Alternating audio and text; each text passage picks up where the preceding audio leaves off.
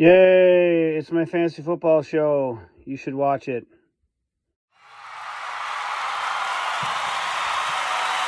Why, hello and welcome back to all of my friends, my fans, and my fellow FTFLers to the longest weekly running episodic fantasy football update show out there. That's right. It has finally come back around 7+ months in the making.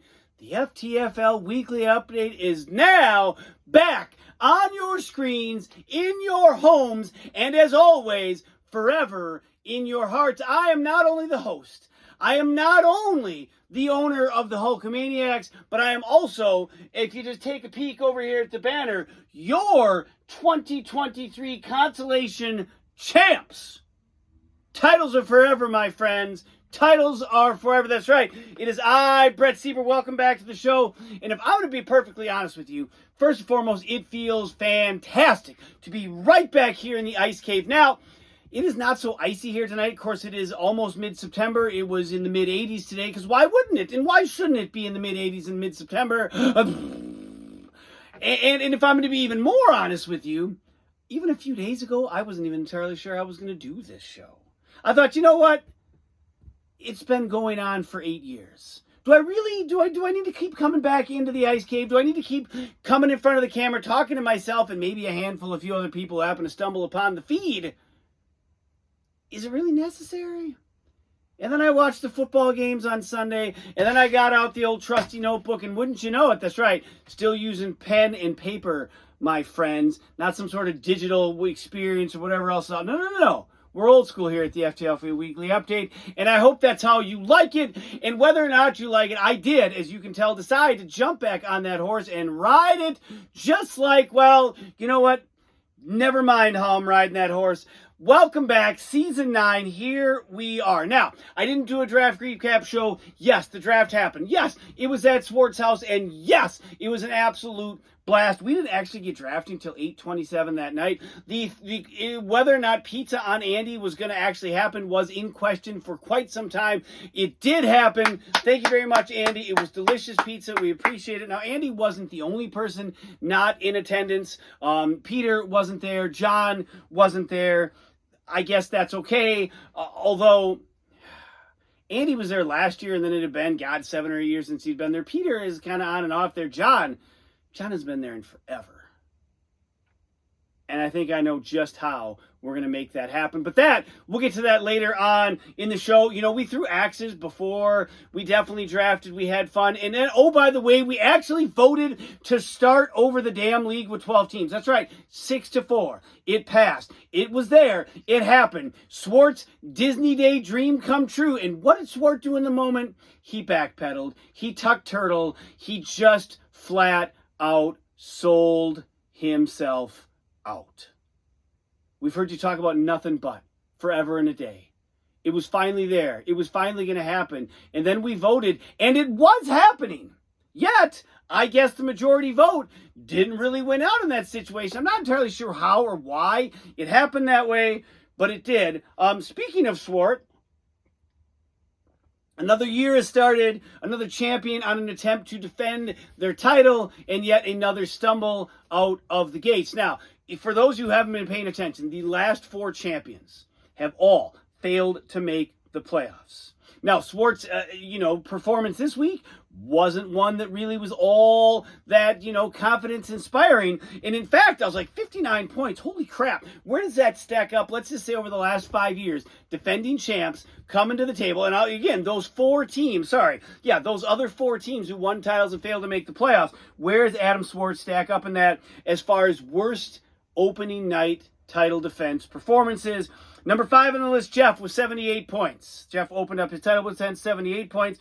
Number 2 on the list, Andy, 74.5 points. That's right. We're not quite down to where Swart is. He number 1 and or the worst on that list. Number 3 on that list, Brett. That's right. Me, owner of the Hulkamaniacs, 69 points. Opening night title defense. And then Swart had 59 points. And you're like, wait, that's only 4. Someone had a worse a worse opening night title defense than Adam Swart. And it was none other than the Pack Attack, our commissioner, who failed to see the league renovation all the way to the finish line. Eric last year opened his title defense with a whopping 48.5 points. Good God almighty, what's happening here? Woo! So Swart, not the worst, but definitely not the best way to kick off your 2024 season. Matt and Peter came out of the gates firing. I mean, Peter snuck a win, and we'll get to that more later. But for them, two teams who have never won the title. Is this the year it happens?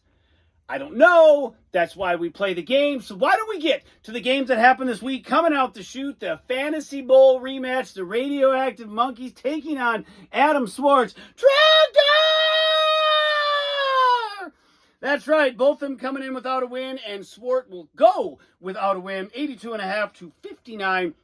Saltmarsh didn't have to do much in this game. Jalen Hurts, Tyreek Hill, and Cooper Kupp all above 20 points. The rest of Salty's players basically under 4. 3 running backs combined for 7.5 points. Now, we go back a couple years, and Salty had not only one of the worst seasons in league history, but abysmal running back play. I hope if you're Adam Saltmarsh, it isn't how it's going to go for you this year. Boy, if you are Adam Swart, the running back, I guess Alvin Kamara, 14.5. Kyler, Stupid Face Jr. Murray, 10 points. Rasheed Rice, 9.5 points. Now, Rasheed Rice was kind of interesting because if you remember, right after the draft, where Swart did a horrible job, he was trying to blame Rick, that Rick messed him up and he was too focused. I think you got caught up in the moment to being a champ and all of your coronation, and you really love that championship title, even though you repeatedly said you didn't want it. I don't know if you said you didn't want it as many times as you said you wanted to start over, but there you were with the title, not starting over. Dogs and cats living together, just pure anarchy is coming out of the Team Swart headquarters. He traded for Rasheed Rice, 5th round pick. I don't think I've ever seen a trade happen before the season after the draft. Bravo, another first. But let's be honest, none of it really matters because Adam Swart, ladies and gentlemen, your 2024 FTFL League champion. Way to go, Adam Swart. Yes, back-to-back, baby. First time in 20 years. The rest of us are just playing for second place. Speaking of second place, Make America Great Again often finds himself taking second place in the league. And at the hands of Mana, 4-time Lucky Pants, breaking and entering title thieving champ Mana. That's right, first time, no retakes. Nailed it. Both of them 0-0. Sid holds a slight 16-14 all-time edge over Markster. Now, of course, not in the games that necessarily matter. And now it's 16-15. Markster 78.5. Sid 68.5. If you're Jeff, CJ Stroud had 16. Ramonde had 15.5. Hall had 14.5. Dicker, the kicker, with 12. On Jeff's bench, Tua had 16. The rest of his players, 7.5. All of them combined. Not a lot of depth. Maybe that changes. Maybe it doesn't. 78.5 points. 78.5 is not going to get it done most weeks. But this week, it did. If you're Sid, Kylie Fairburn, 17 points. By the way, Markster out loud using sports tactics said, well, I'm going to lose to a kicker. Didn't work. You're not Adam Swart. You didn't lose to him. Goff, 14. Robinson, 8.5. Tony Pollard on the bench, 17.5 points. Wouldn't have actually mattered. And there were a few of those instances this week. Teams that didn't, win and had guys on the bench with points, including me, by the way, that it actually wouldn't have mattered had we played the right guys. Frustrating, but not world-ending. Coming up next, Team Architect coming in at 0-0, taking on Team Dickweed at 0-0. And this one, man, these two teams who, from time to time, I think often get viewed as, well, the cellar dwellers. Matt is on a mission. John, please, John, put it all together. I mean, we're begging you. 102.5 to Matt, 96.5 to John. John, third highest score of the week, still nets him an L. If you're Matt, Richardson, Anthony, 32 points. Saints defense, 14. Jake Elliott with 11. DJ Moore at 4.5. He was the only match players under 7 points. If you're John, Saquon had a heck of a Friday night, 27 for him. And here we are already. Oh, I got it. I thought we were 3 games in it. I can't read my own writing. Jaden Daniels, 18. Aaron Jones, 13. Brian Robinson, 11.5. Joe Mixon, 17.5 on John's bench. And again, wouldn't have mattered had we swapped him out for an eligible player. John falls to 0-1. Matt goes to 1-0. And we have reached the time in the show where typically I, have a guest. Sometimes we take phone calls. We read mail. Today, and you caught a sneak peek of it earlier, a brand new segment. The individual who not once but twice has won an award that was renamed for him due to his just questionable decision making during the fantasy football season. Peter Cringy, Peter Vingy, has a brand new segment. He is this year running the Cringy Update, and I want you to wait no longer. Ladies and gentlemen, I give to you the Cringy Update.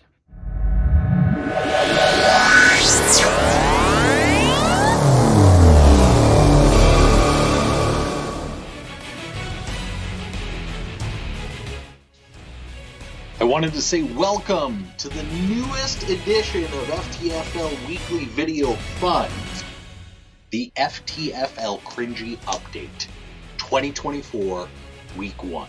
Know that this is coming every single week for the rest of the year. The worst seat of the week. This one goes out to Mr. Hulkamaniacs, Jaden Reed, 28 points left on the bench. Ooh, that's gotta hurt. He may be the reigning champ, but when you can only score 59 points in week 1, oof, that's tough goings right there. Trogdor, so sorry. Not a good week 1. Man, not even did this person not get into the 80 percentile of efficiency. They were 75%. That means they left a quarter of possible points sitting on the bench. And guess what? Hulkamaniacs, Jaden Reed, you did it to yourself. So, week 1 nominations for the Cringy Award for 2024-25. Patience or panic yet for Trogdor? Or is it already over for the Hulkamaniacs? I think we're just going to have to wait and see. Thanks for watching the first ever Cringy Update 2024. Looking forward to getting advice and suggestions from all of you for week 2. All right, well, I can see we're already going to have potential problems with this update. I know you were disappointed maybe that you got this back-to-back years, and I know you felt there was a bit of favoritism. Sure, me not playing Jaden Daniels was a bonehead move. However, it wouldn't have mattered had I played him. So what am I supposed to do?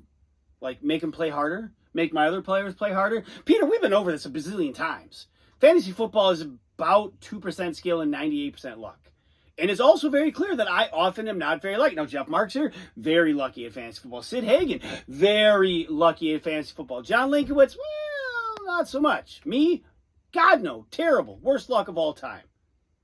But I like the segment. Very well put together. Lots of fun. I'm looking forward to seeing more of those. He said weekly as the season goes on, and on goes the show. Hulkamaniacs at 0-0 coming in, taking on the Pack Attack at 0-0. And this is one of the few teams where I actually hold an advantage over. All-time 16, 13, and 4. Make it 16, 14, and 4. Eric, 124.5 to my 80. Eric, the highest scoring output of the week, which is a damn near 80 points more than he scored last year in week 1. So bravo, Eric. Dude, points all over the place. Josh Allen, 30. Brandon Aubrey, 21. Mike Evans, 18.5. The Cowboys defense, 16 points. Debo, 12.5. JJ, 10. Ferguson, who got hurt, tight end, 1.5 points, only player under 7. Xavier Worthy on his bench with 21. I'm assuming that's going to be a rookie keeper. Wow. Eric looking strong in week 1. My team, could have been better. Lamar at 22. Kenneth Walker, not the first, not the second, but the third, had 13 points. Jameer Gibbs, 12. Kyle Pitts, 12. Pacheco, 11. Metcalf, 1.5. Nakua, 4 out there. There was the problem. My receivers were terrible. Nakua got hurt. Nakua got hurt. Jordan Love got hurt. Kenneth Walker III got hurt. Hey, Peter, remember when I was talking about 2.5 minutes ago about terrible luck? Yep, there it is. Point in case. Yes, Reed, 28 on the bench. Wouldn't have mattered. I fall to 0-1. Eric cruises to 1-0. Last game of the week, Peter and his Valhalla Vandals coming in 0-0, taking on the Mixing Cocktails at 0-0. And this one was all Andy. Peter had 3 guys left coming into the final frame of the game. And wouldn't you know it, Peter pulled it out. Peter pulled it out.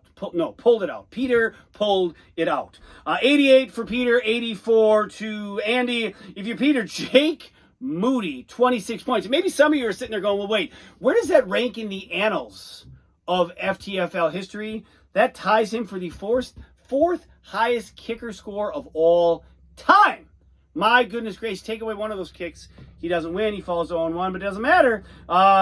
Jordan Mason, who dis? I feel like we should have busted out the who dis thing. Jordan, you know what, next week, we'll talk all about Jordan Mason because I don't think CMC is going to play again. Sorry, Peter. 16.5 for him. David Montgomery, the bane of my existence. You know, Russell Wilson isn't much of a threat anymore. Kyler Stupidface Jr. seems to have his place solidified. If I'm looking for a second, it's you, Mr. Montgomery, because you're the one that's stealing all the carries from Jahmyr Gibbs. You're the one whose stupid face I have to see on the goal line. Now, granted, Jahmyr Gibbs did score a 1-yard touchdown, so I get it. You're like, Brett, calm down. But you, David Montgomery, I'm watching you. 12 points for Aaron Rodgers. And for Andy, A.J. Brown had 18.5. Devon Achane had 15.5. Mahomes, 14.5. James Conner, the ageless wonder, 13.5. San Francisco, 4. Late touchdown, of course, dropped their point total, I think, from whatever it was to 4. And Andy lost. He loses, falls to 0-1. Peter goes to 1-0. All right, here we go. The stud, the dud. The cringy, I guess, has already been taken care of, so cross that off my list.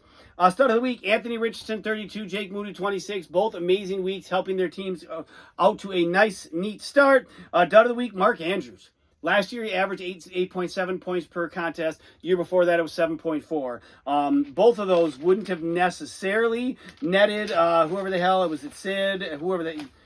Mark Andrews, not great. And Isaiah Likely looked pretty good. So I'm curious to see how that plays out. All right, here we go. Week 2 on the docket. Pack Attack coming in at 1-0, taking on the Valhalla Vandals at 1-0. The Architect at 1-0, coming in, taking on the Monkeys at 1-0. Mana, 4-time Lucky Pants, breaking and entering, title thief and champ Mana coming in at 1-0 against Team Dickweed at 0-1. The Hulkamaniacs at 0-1, taking on Make America Greater at 0-1. Tribestar at 0-1, finishing it up against the Mixing Cocktails at 0-1. Some teams always got to go. I mean, maybe a bunch of the 1-0s playing, a bunch of the 0-1s playing. We'll see how it shakes out. But before we go, I know you've been looking behind me this entire time like, wow, Brett, that is a rather large black sheet you have covering something up there. Sure is. I mentioned it earlier. John, you weren't at the draft. I'm pretty sure you haven't been in the draft in a smooth decade. I know you know where the Twin Cities are. I know you're high enough up at work where you could probably take some time off and come on down and spend with your friends. But clearly, that doesn't seem to be going to happen anytime soon. So I propose that somehow, some way, John, you win this year. I know me just saying it out loud, I'm not Adam Swart. I don't have those kind of magical powers. But the FTFL Weekly Update has never gotten behind any one team, I suppose, besides mine. Although, granted, I've crapped on my own team. I've never really put all of my efforts and energy in cheering on one team. But this year, my friends, the FTFL Weekly Update, we've got a ride or die.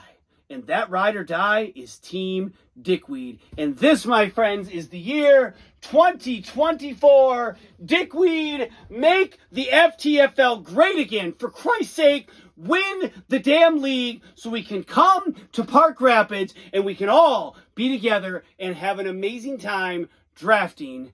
It's been 20 plus years, John, since you've won. It hasn't quite been that long since you've been to the draft, but we're definitely over a decade now.